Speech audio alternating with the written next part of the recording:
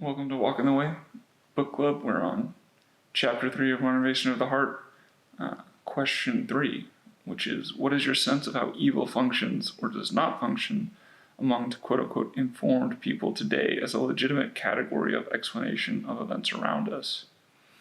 I would say, and I think this is where Willard is going, is that evil is not really an accepted explanation for anything. Goodness really isn't either. You can't really have the one without the other. And almost I would say that the explanation for reality as it exists and the events that transpire in it is largely just avoids the question of choice altogether. It doesn't appear to me that the academy or the sciences really grapple with the question of choice at all. It seems like they flipped the analogy of a human brain and a computer, which a computer is just a brain without a soul. Like, it doesn't have all the other stuff.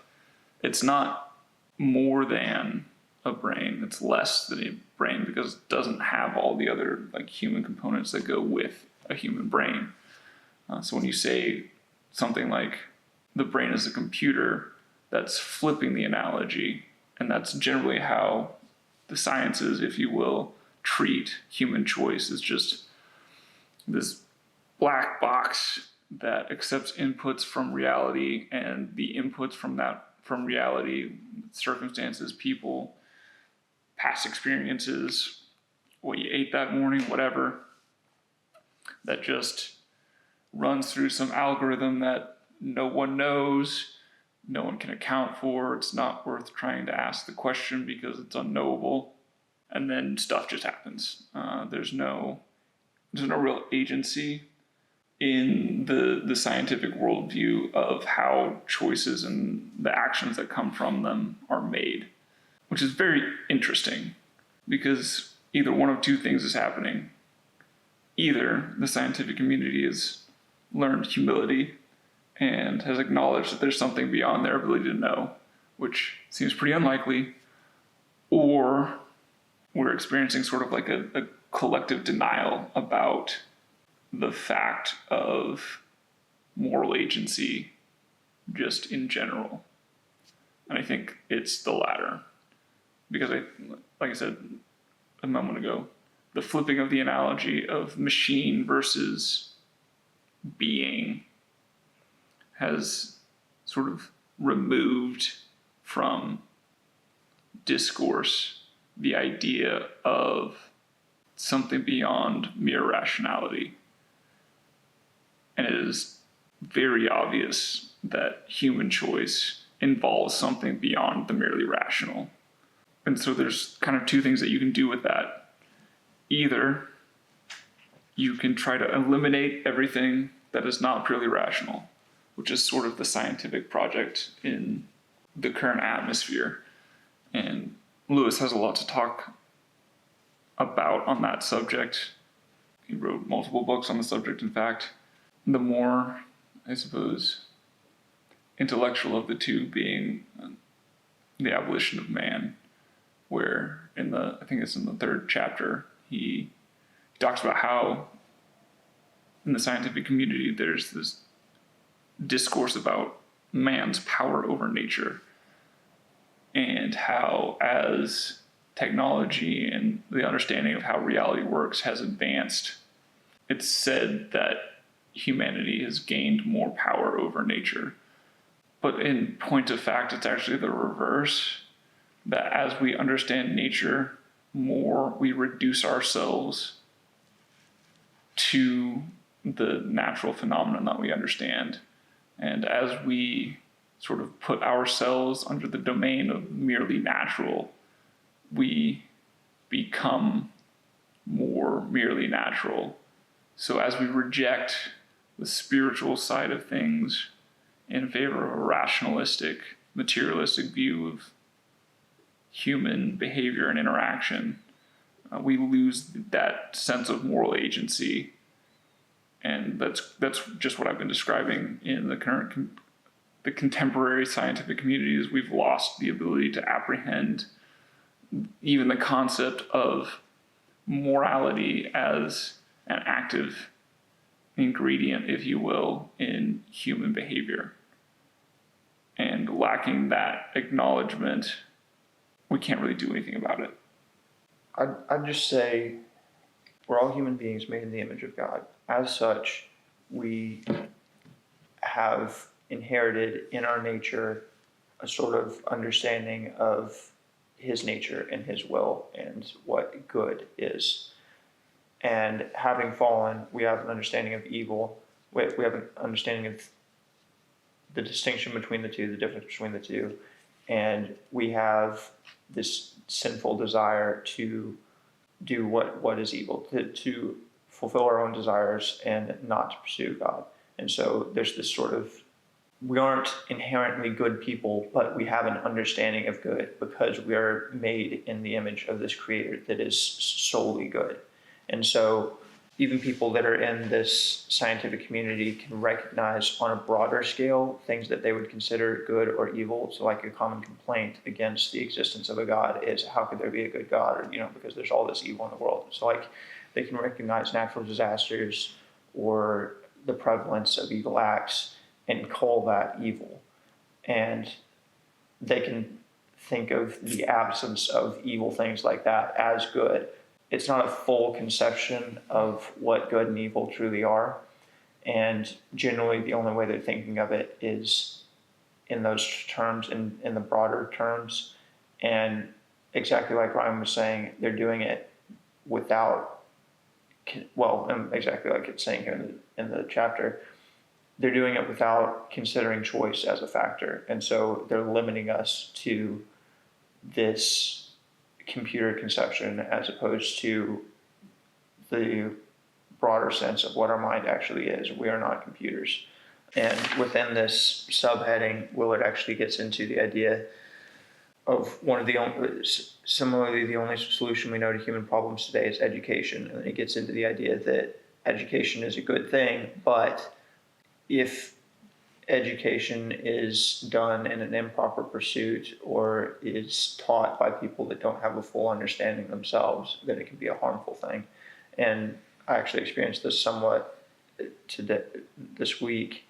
Brian was reminding me when he got into the whole conversation of the conception that we're more like computers.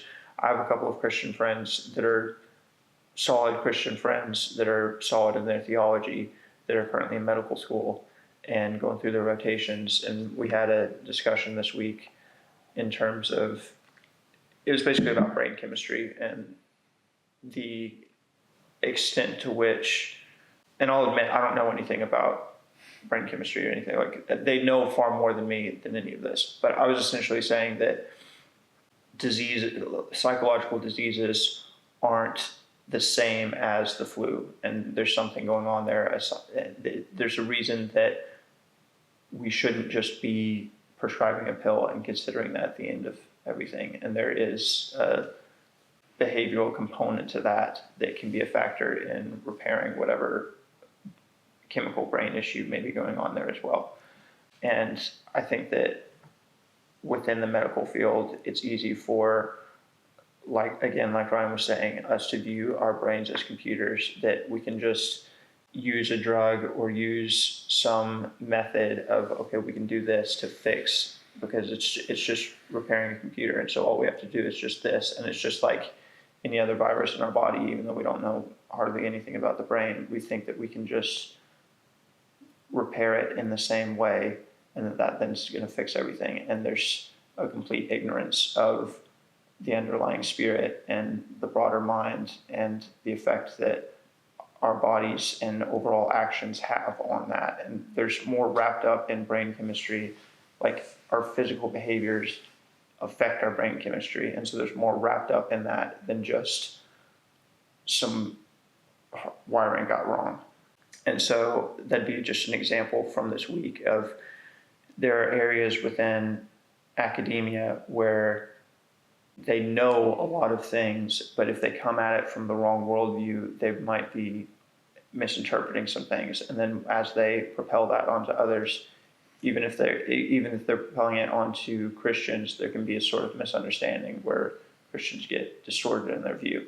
And so it's important for us to understand our spiritual nature in order to fully understand good and evil and their effect on today. And that's largely the reason for the disconnect that I think is implied in the question. I don't know if that makes sense. Yeah, I think a lot of that boils down to, even among very devout Christians, there's sort of a post-Enlightenment materialism that has infected our thinking that allows for such, like, the fundamental assumptions about reality, that it is, as Lewis would have said, the whole show, that prevents us from even considering the, like, non-physical, or at least not merely physical causes for things. It's like, to your point about, like, wiring going bad in the brain, well, the question becomes, how did that happen? Was that just a freak accident? No, of course not. There are causes that resulted in that misalignment of brain physiology. Which isn't to say that, like, anytime it's not to say that any cause of the misalignment of brain physiology is always some behavioral or physical thing. Right. Like sometimes some people just genetically have different brain chemical issues, but the solution to that shouldn't always be viewed through a hardwiring issue, because there's more wrapped up in the mind and in the brain than just the physical. I don't want to minimize it to just the physical, because the physical is wrapped up in more than just the chemistry of the brain. But you understand the concept. I just mean, I'm not attributing everything going on in the brain to our physical behaviors, and I understand that some people have chemical things going on there that they didn't necessarily contribute to with their actions, but Right. it can be affected in the positive direction with their actions, and shouldn't be solely viewed through, okay, we just need to tweak this here, and then this surgery or this medication or this whatever. Like, even if we can recognize that we don't understand what's going on in the brain, but then we still view fixing the brain as A merely if physical you're act. if you're just repairing a limb or something, which it's not really a proper comparison. Right.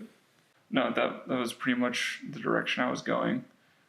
I think the practical way through this is simply to acknowledge that there are non-physical actors and influences in our choices, and that our choices have consequences beyond merely the effect they have on our reality.